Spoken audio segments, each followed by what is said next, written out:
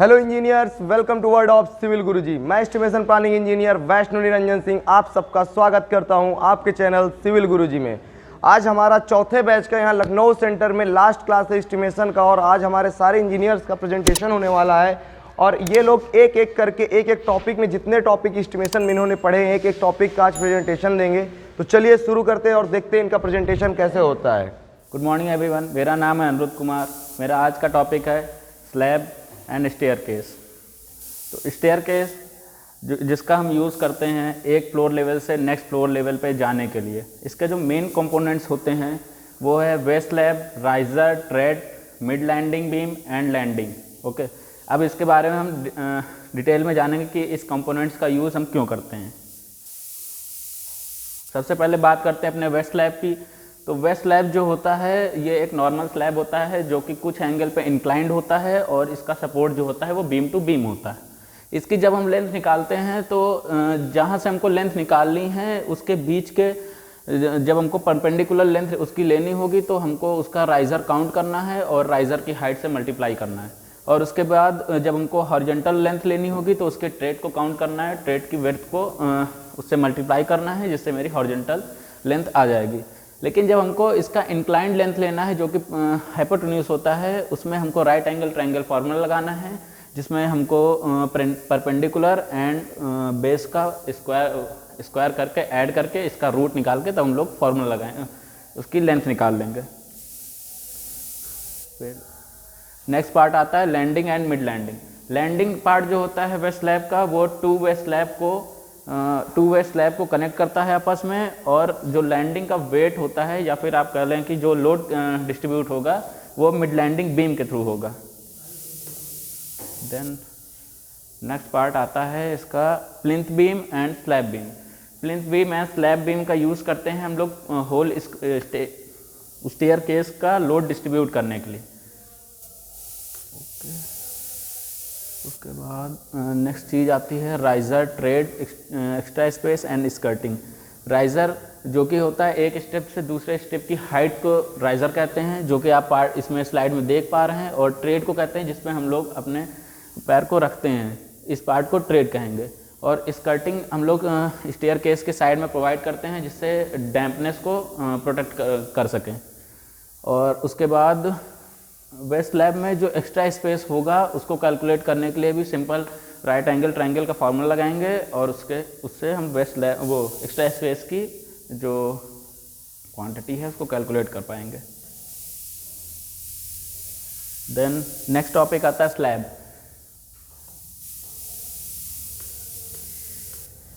Slab का use हम करते हैं to provide flat surface. Slab को एक फ्लैट सरफेस प्रोवाइड करता है जिसमें एंडुलेशन ऑलमोस्ट नेग्लेजिबल होते हैं टू सपोर्ट लोड। स्लैब का यूज़ हम लोग करते हैं sound, heat and insulator resistance के हिसाब से भी।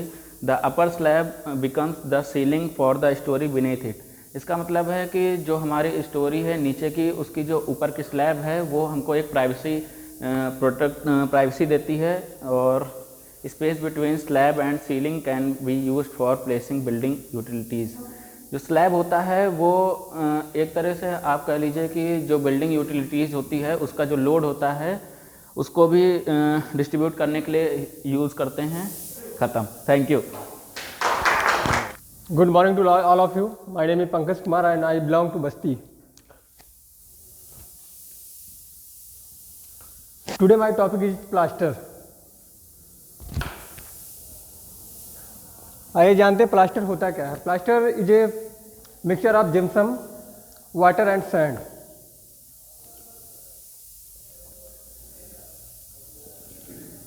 प्लास्टरिंग हम करते क्यों हैं? प्लास्टर तीन प्रकार के होते हैं। फर्स्ट होता है प्लास्टर हम करते क्यों? प्लास्टर जो है हम वॉल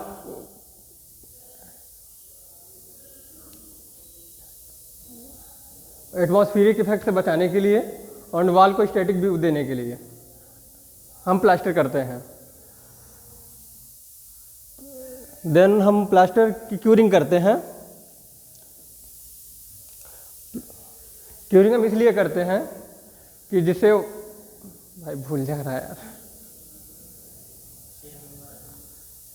क्यूरिंग करते, सबसे पहले हम प्लास्टिक क्यूरिंग करते हैं। क्यूरिंग हम इसलिए करते हैं जिससे प्लास्टर की बॉन्डिंग बनी रहे।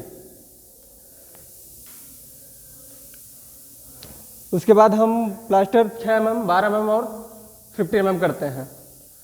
6 mm प्लास्टर हम सीलिंग के लिए करते हैं, देन 12 mm हम इनर सरफेस के लिए करते हैं, देन 15 mm प्लास्टर हम आउटर सरफेस के लिए करते हैं। Thank you. Good morning everyone. My name is Subrata Sharma. I am from Guwahati, Assam.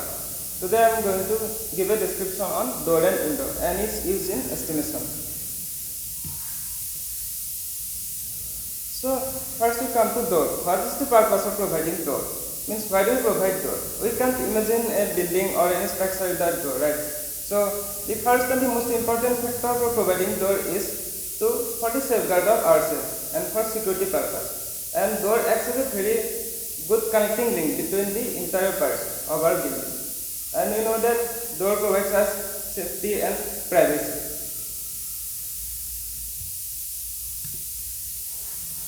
These are some types of doors. So first we come to panel door. So now what is panel? You can see this portion. These are the panels. These are created by the carpenters. And among the other types of doors, this panel door is the costliest and heaviest. So we place this type of door in the front and exit part for security purpose. And now comes to flash door. It is also known as artificial door. Means it is created by machine. And we can place this type of door in the interior part. Now third part is the PVC door, means polyvinyl chloride. Polyvinyl chloride door. We know that PVC is a very good water resisting material. So we place this door in bathroom, toilet, wash utility areas. Now we come to door frame. You can see this is the door frame. In Hindi we call it as chokar. Now it is measured in cubic meter. To calculate this, we multiply length into width into height. Length means this portion and width is this portion. And to calculate the height, we just add this plus this. And we get the total quantity in m3. Now you can see there is a door shutter. It is measured in square meter. It is also known as the movable part of the door. To find this, we just simply deduct the twice of the wooden frame. And anything, it doesn't matter if it is wooden or steel, just we deduct the twice of the width of the door frame. And to calculate the height, we deduct the top width of the door frame and we will get the height. Then length into height we will get in square meter. Now there is some door equipment. These are known as enumerated quantities. It is measured in number of pieces or total number of pieces. You can see this is L drop, this star ball, it's door stopper. Here you can see it is door handle, this door holder, and here it is door closer. It is mainly used in commercial building, in offices, shopping mall, like that. Now it comes to window. So again, what is the purpose of providing window? So window provides us a good and adequate amount of natural light or sunlight to our building. And it also gives us a safe passage to the entry of natural and fresh air to our house. And it gives a very good aesthetic view to any building or structure. Now come to window grill. You can see this is the window grill. It is measured in kg, it is kilogram. There are 5 steps involved in calculating the window grill.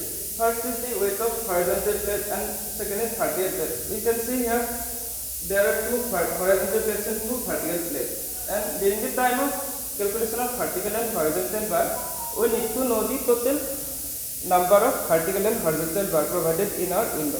For this, we just simply count the total number of vertical and horizontal bar, but there is a formula which makes us easy to find.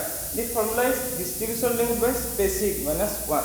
And distribution length is the total length of our window. And spacing is the inner distance between each and every vertical and horizontal bar. And the last part is weight of holdfast. What is holdfast? Holdfast is actually a combination of 2 steel plates connected with an appropriate angle.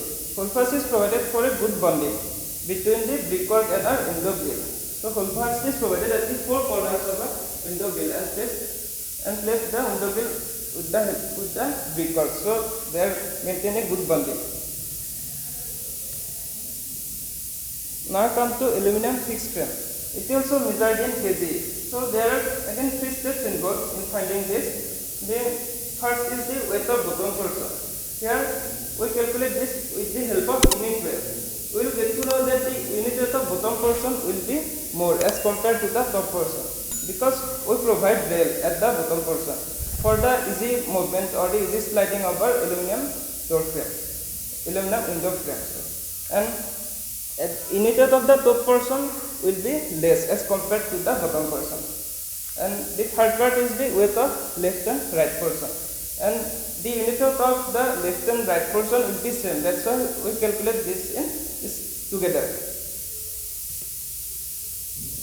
And here comes the aluminum sliding frame. It is also measured in kg. So these are some steps involved. For the calculation of top and bottom portion, we take 48% of the length of window frame, and the third part is vertical portion with lock. Here is the 2 vertical portion with lock, and the fourth is the vertical portion without lock. Suppose our window is a 3-panel window, then there will be 4 vertical portion without lock, and we provide glass by taking the total length, 50% of total length, and the same case goes to the mosquito net. We deduct we take just 50% of the total length of the mosquito window to get the quantity of mosquito net. So thank you. Hello engineers, मेरा नाम सरजीत पटेल है। आज मैं plumbing पर मेरा topic है, इस पर मैं प्रेजेंटेशन देने वाला हूं। तो आइए हम जानते हैं प्लम्बिंग होता क्या है। तो प्लम्बिंग हमारा जो होता है, जैसे हम घर में वाटर की सप्लाई के लिए प्लम्बिंग हम करते हैं। तो जैसे हमारे बॉडी में हेल्दी बॉडी के लिए वाटर की बहुत ही ज़्यादा ज़रूरत होती है, उसी तरह से एक हेल्दी बिल्डिंग के लिए उसमें प्लम्बिंग वर्क होना बहुत ज़रूरी होता है। तो आइए हम जानते हैं प्लम्बिंग करते कैसे हैं, इसके क्या क्या इक्विपमेंट हैं। सबसे पहला आइटम होता है हमारा प्लम्बिंग पाइप्स। प्लम्बिंग पाइप्स हमारे पास कई तरीके की होती हैं, जैसे GI पाइप्स है। तो GI पाइप क्या होती है कि इसमें रस्टिंग का चांस होता है, बहुत ज़्यादा कोरिजन होता है, तो इसलिए इसका यूज हम लोग बहुत कम करते हैं, थोड़ी कॉस्टली भी होती है। तो हम लोग ज़्यादातर प्लास्टिक पाइप का यूज करते हैं, जैसे PVC, CPVC एंड UPVC। तो PVC पाइप जो होती हैं ये ज़्यादा हॉट और कोल्ड वाटर को कैरी नहीं कर सकती हैं, जिसके कारण इनमें श्रिंकेज होने लगती है और ख़राब हो जाती हैं। CPVC पाइप जो होती हैं ये -20 डिग्री से 80 डिग्री तक लगभग हॉट एंड कोल्ड वाटर को कैरी कर सकती हैं। और UPVC पाइप जो होती हैं ये बेंडेबल नहीं होती हैं, अगर हम इन्हें बेंड करना चाहेंगे थोड़ा बहुत तो ये टूट जाएंगे, इसलिए हम इनका यूज बहुत कम करते हैं। हम ज़्यादातर CPVC पाइप का ही यूज करते हैं। नेक्स्ट आइटम हमारा जो है वो है एल्बो। ये 90 डिग्री और 45 डिग्री दो तरह से अवेलेबल होते हैं। अगर हमें 90 डिग्री पर बेंड देना होता है तो हम 90 डिग्री एल्बो का यूज करते हैं, जैसे कॉर्नर वगैरह पर हम 90 डिग्री का यूज करते हैं। और 45 डिग्री बेंड देना होता है तो हम 45 डिग्री एल्बो का यूज करते हैं। 90 डिग्री एल्बो जो हमारा होता है वो ब्रास में भी आता है। इसमें फीमेल और मेल दो तरह के थ्रेडेड होते हैं, तो उनको हम पॉइंट देने के लिए यूज करते हैं। हमारा नेक्स्ट आइटम जो है कपलर है। कपलर हम जैसे पाइप की लेंथ हमको बढ़ाना होता है तो हम वहाँ पर यूज करते हैं। और step bend over next item है। तो स्टेप बेंड ओवर हमारा जो होता है, जैसे हमारी 2 सप्लाई लाइन्स आ रही हैं, उनको क्रॉस करना है तो हम वहाँ पर स्टेप बेंड ओवर का यूज करते हैं। उसके बाद टी है। तो टी जैसे हमको एक पाइप लाइन से एक कनेक्शन और निकालना है पाइप लाइन का, तो हम वहाँ पर टी का यूज करते हैं। रिड्यूसर वाटर के प्रेशर को मेंटेन करने के लिए और पाइप की साइज को कम करने के लिए हम लोग यूज करते हैं। नेक्स्ट आइटम हमारा है क्रॉस। तो क्रॉस हम एक पाइपलाइन से 3 तरफ पाइपलाइन ले जाने के लिए यूज करते हैं। इंड कैप हमारा है, जैसे हम कहीं हमको आगे भविष्य में पाइपलाइन ले जाना है तो वहाँ पर हम लोग इंड कैप का लगा के छोड़ देते हैं, अंत बाद में उसको फिर से कट करके वहाँ से पाइपलाइन जोड़ सकते हैं। नेक्स्ट आइटम हमारा यूनियन होता है। यूनियन हमारा ऐसे जगह पर लगाया जाता है, जैसे समर्सिबल हो गया, टंकी हो गई, वहाँ पर लगाया जाता है, ताकि वहाँ पर अगर कोई मेंटेनेंस काम हमको करना हो तो हम यूनियन से खोल के पाइप को अलग कर लेते हैं। पाइप को अलग करने के बाद हम लोग मेंटेनेंस का काम करते हैं, हमें पाइप में तोड़फोड़ नहीं करनी पड़ती है। नेक्स्ट आइटम हमारा टैंक कनेक्टर है। तो टैंक कनेक्टर हमारा जो होता है, इसका यूज हम लोग टैंक को कनेक्ट करने के लिए करते हैं पाइप से। नेक्स्ट आइटम हमारे पास सैनिटरी फिटिंग में है कुछ, तो उसमें हमारे पास long body and short body bib cock होते हैं, जिन्हें हम लोग अपनी लैंग्वेज में थुटी भी कहते हैं। नेक्स्ट आइटम हमारे पास स्वान बॉडी डीप कॉक है, इसे हम लोग वॉश बेसिन वगैरह में लगाते हैं। नेक्स्ट आइटम हमारे पास शावर है, इसे हम लोग बाथरूम में लगाते हैं। इसे लगभग हम लोग 2.1 मीटर की हाइट पर लगाते हैं। नेक्स्ट आइटम जो हमारे पास है वो है वॉश बेसिन। वॉश बेसिन हम लोग बाथरूम और WC में लगाते हैं। नेक्स्ट आइटम है सिस्टर्न। सिस्टर्न हम लोग फ्लशिंग के लिए कमोड वगैरह में लगाते हैं। नेक्स्ट आइटम कमोड हमारे पास दो तरह के होते हैं, इंडियन स्टाइल कमोड होते हैं और वेस्टर्न स्टाइल कमोड होते हैं। नेक्स्ट आइटम हमारे पास जो है connection pipe and jet spray. तो भैया कनेक्शन पाइप का यूज हम लोग कमोड में कनेक्शन देने के लिए करते हैं वाटर का, और जेट स्प्रे में भी इसका यूज हम लोग करते हैं। नेक्स्ट आइटम हमारे पास सिंक है। सिंक जो हम लोग यूज करते हैं उसे हम लोग किचन में यूज करते हैं।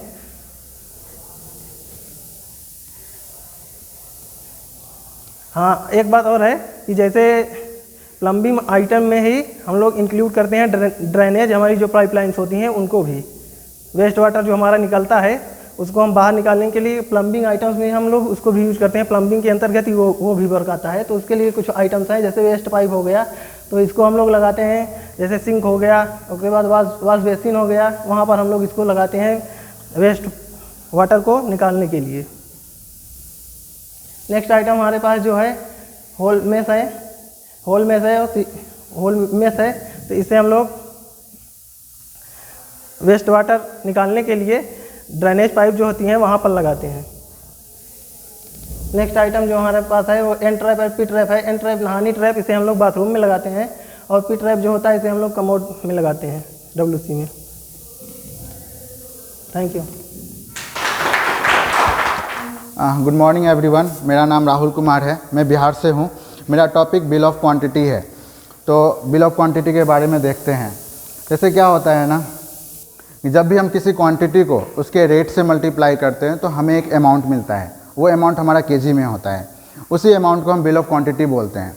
अब हम देखते हैं कि एस्टिमेशन होता क्या है। ठीक है, एस्टिमेशन एक प्रोसेस है, ठीक है, जिसमें हम क्या करते हैं, वेरियस आइटम का क्वांटिटी और उसका कॉस्ट फाइंड करते हैं, उसको एस्टिमेशन बोलते हैं।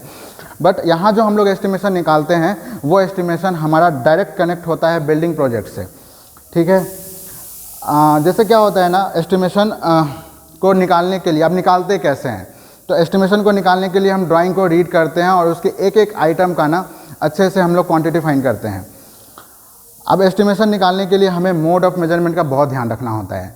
तो जैसे कुछ कंक्रीट वर्क होते हैं जिसको हम क्यूबिक मीटर में करते हैं। ठीक है, जैसे कुछ वर्क हो जाते हैं, जैसे फोम वर्क हो गए, हमारे प्लास्टर हो गए, हमारे 100 mm की वाल हो गई, जैसे हमारा DPC हो गया, तो वो स्क्वायर मीटर में कैलकुलेट करेंगे। जैसे कुछ आइटम ऐसे भी है हमारे बिल्डिंग में जो नंबर में फाइंड होते हैं, जैसे डोर फिटिंग आइटम हो गया, जैसे प्लम्बिंग आइटम हो गया, तो वो सब हमारे नंबर में फाइंड होंगे। जैसे कुछ आइटम है जो केजी में फाइंड होती है, लाइक रेनफोर्समेंट हो गए, ठीक है, विंडो की ग्रिल हो गई, एल्युमिनियम फ्रेम हो गए।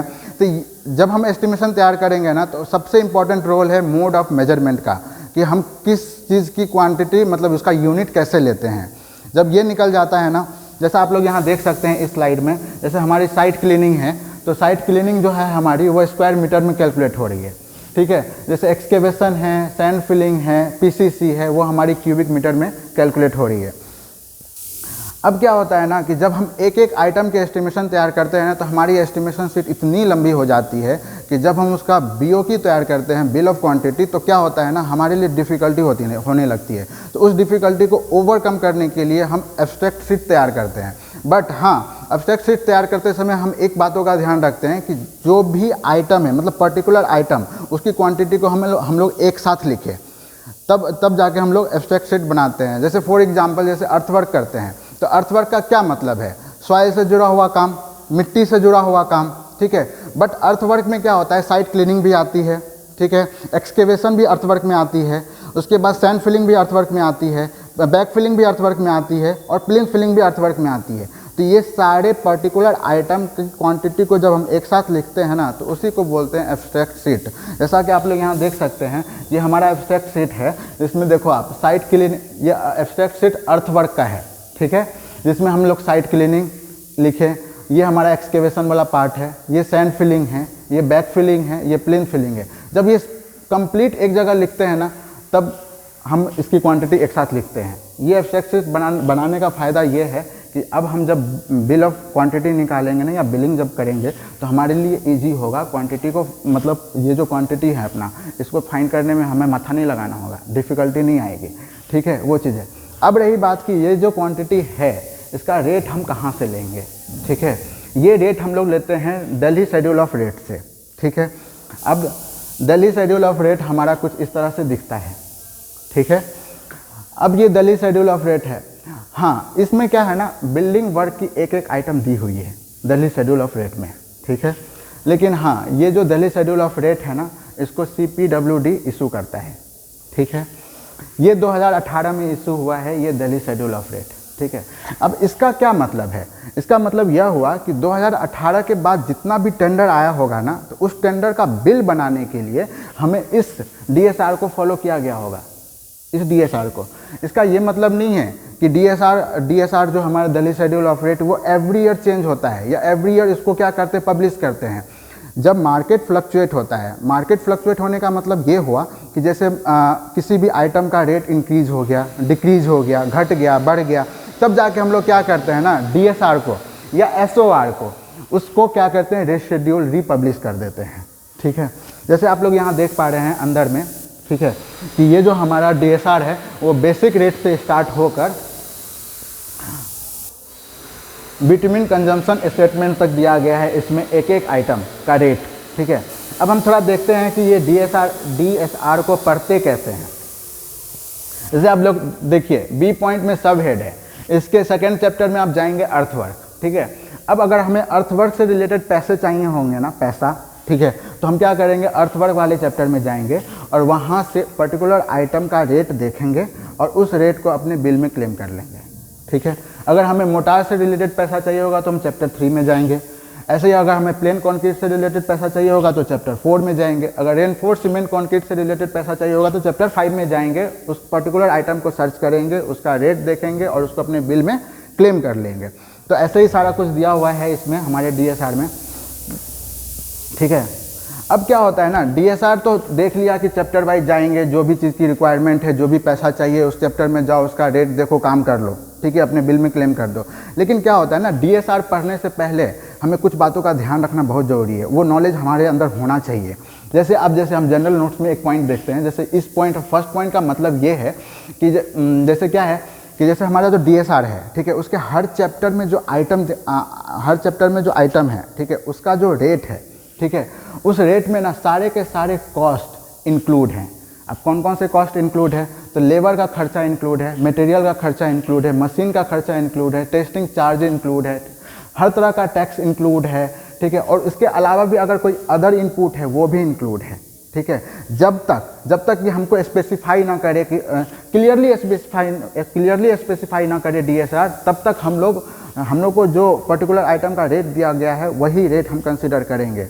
जब तक आपको यह ना बोल दिया जाए कि इस पर्टिकुलर आइटम का आपको एक्स्ट्रा रेट लेना है, तब तक हम लोग नहीं लेंगे, ठीक है। जैसे एक एग्जांपल मैं आपको देता हूँ, जैसे आप एक्सकेवेशन करते हैं, ठीक है, तो एक्सकेवेशन करने के लिए जो आपको चाहिए खर्चा, ठीक है, उसमें तो उस एक्सकेवेशन में आपका लेबर का जो खर्चा आएगा वो भी इंक्लूड है। एक्सकेवेशन वाला एग्जांपल आप समझने की कोशिश कीजिए, उसमें जो लेबर का खर्चा आएगा वो भी इंक्लूड है, उसमें जो मटेरियल लगेगा एक्सकेवेशन करने के लिए वो खर्चा भी इसमें इंक्लूड है। जैसे आप कोई मशीन यूज़ कर रहे हैं, लाइक JCB यूज़ कर रहे हैं, वो खर्चा भी, उस मशीन का खर्चा भी इसमें इंक्लूड है, यहाँ जो रेट दिया हुआ होगा, ठीक है। टेस्टिंग चार्ज, जैसे आप सॉइल की टेस्टिंग करते हैं या किसी मटेरियल की टेस्टिंग करते हैं, वो खर्चा भी इसमें इंक्लूड है। कोई टैक्स हो गया वो भी इंक्लूड है। ऑक्ट्रॉय, वो भी एक प्रकार का टैक्स होता है, वो भी इंक्लूड है। उसके अलावा भी अगर कोई अदर इनपुट्स है, वो सारे के सारे उस रेट में इंक्लूड है जो गवर्नमेंट हमें देती है पर यूनिट वॉल्यूम के हिसाब से, ठीक है। अब क्या होता है ना, एक्सकेवेशन का मतलब सिर्फ गड्ढा करना नहीं होता है, ठीक है। एक्सकेवेशन का मतलब होता है सेंटर लाइन लेआउट करना, ठीक है। उसको बोलते हैं मिट्टी निकलवाना, ठीक है। उस मिट्टी को अपने साइड से दूर फेंकवाना, अगर गड्ढा करवाए हैं वो ऊपर नीचे है तो उसको ड्रेसिंग करना, ठीक है। ये सारे पैसे इसमें इंक्लूड हैं जो गवर्नमेंट हमें देती है पर यूनिट वॉल्यूम के हिसाब से। जैसा आप लोग यहाँ इस स्लाइड में देख सकते हैं, ये हमारा देखो आप लोग, ये क्या है, bill of quantity for excavation, ठीक है। अब एक्सकेवेशन में सारा चीज़ इंक्लूड है, ठीक है। जब ये सारा काम हम कंप्लीट करते हैं तब गवर्नमेंट हमें क्या देती है, 252.3 रुपीज़ देती है, ठीक है, पर यूनिट वॉल्यूम के हिसाब से। जो ये रेट है ना वो ऑल काइंड ऑफ सॉइल के लिए है। इसी तरह डिफरेंट काइंड की सॉइल होगी और सारे सॉइल का हमें अलग अलग रेट मिल जाएगा वहाँ से, ठीक है। ये तो हमारा हो गया बिल ऑफ क्वांटिटी का, ठीक है।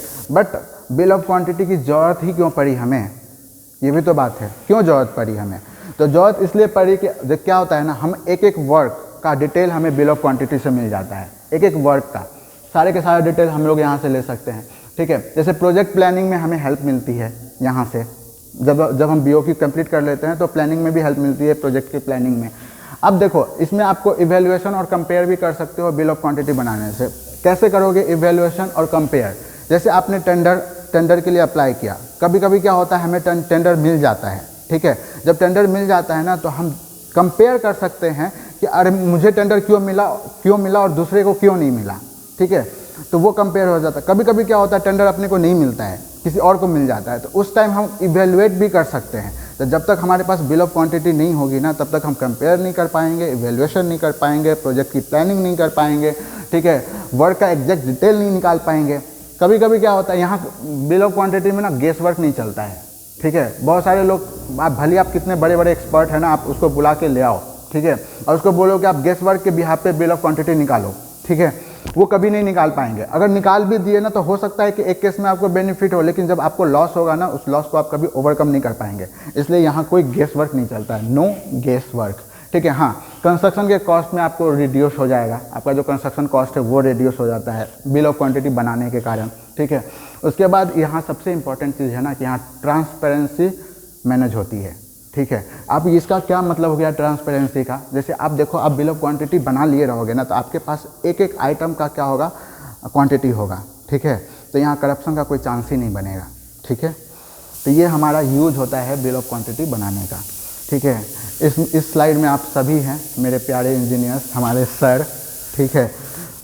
Thank you all of you, thank you sir. Presenting Civil Guruji app available in Google Play Store. Download now.